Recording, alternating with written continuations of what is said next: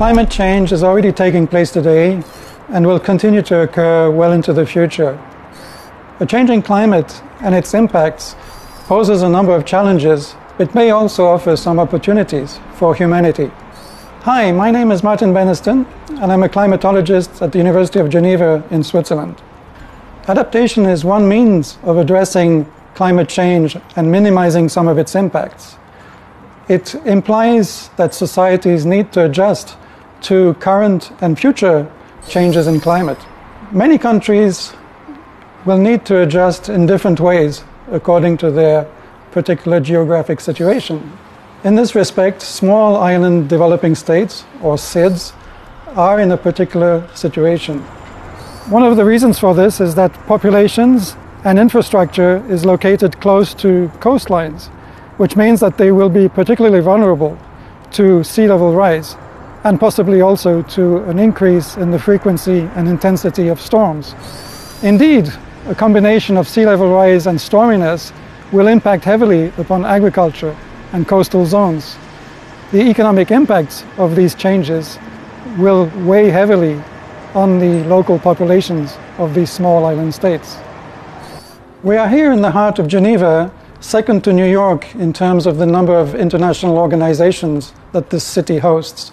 This building is the headquarters of the World Meteorological Organization, which is also the secretariat of the IPCC, the Intergovernmental Panel on Climate Change. The building is made up of glass and steel and is energy neutral in terms of the energy required for heating or cooling this building, which shows in a way that the international organizations are extremely conscious of environmental issues.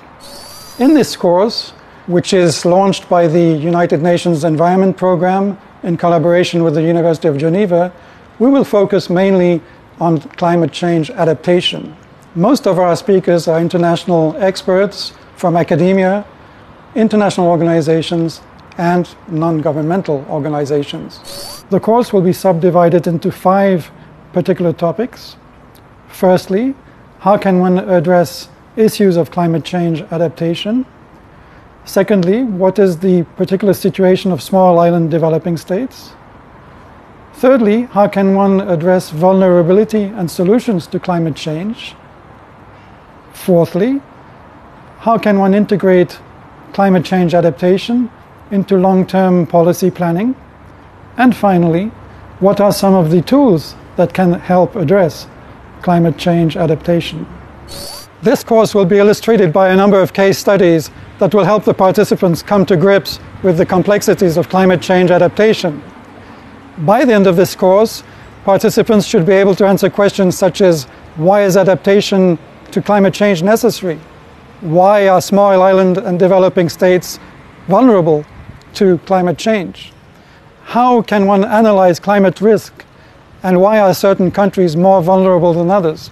And finally, can climate change adaptation be integrated into sustainable development goals? Last but not least, participants will be encouraged to engage in networking and engage in discussions that will help further their understanding of the particularities of small island and developing states and more generally to climate change adaptation strategies. We certainly look forward to working with you on this.